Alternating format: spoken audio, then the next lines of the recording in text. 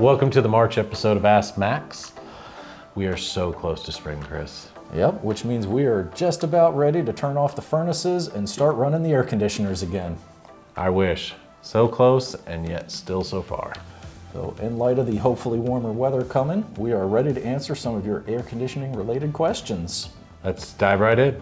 Chris, Dean would like to know, what does an alert on the thermostat saying system fault 126 on his Infiniti mean? So that is a fairly common problem we've seen a lot of in recent years. What it boils down to is the system is overheating when it's running in its low fire mode, and so it's ramping itself up to a higher speed so that it can release a lot of the heat that's building up and prevent it from getting to a more serious fault where it'll lock itself out.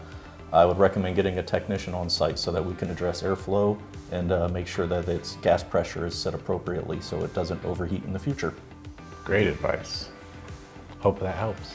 Gwen is asking, my sump pump keeps tripping the breaker. What should we do? That is a great question. First thing I would do is I would call, let's get plumbing out there, take a look. If it's tripping the breaker, a couple things are happening.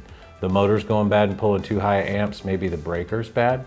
Great news. We can service either one of those needs, but I say we'd start with the plumber just to make sure as we continue through spring that you don't have any unnecessary surprises in your basement. Great advice.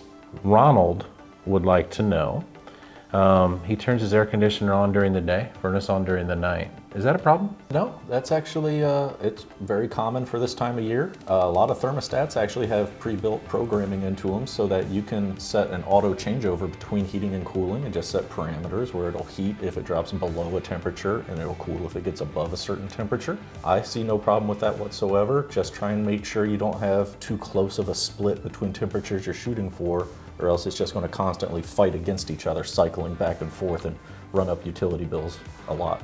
Just to expand, what would be a good one? 3, 7 degrees? What are we talking? I generally recommend about 3 or 4 degrees of difference, and it'll just kind of maintain a comfortable zone of temperature for you.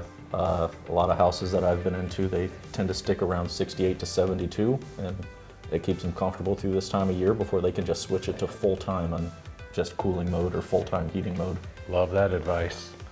Well, that's a wrap. You guys always have such great questions for us. Don't be afraid to be honest and ask whatever's on your mind, because we will answer it for you. And thank you for tuning in. The next time that you see us, it'll be much warmer.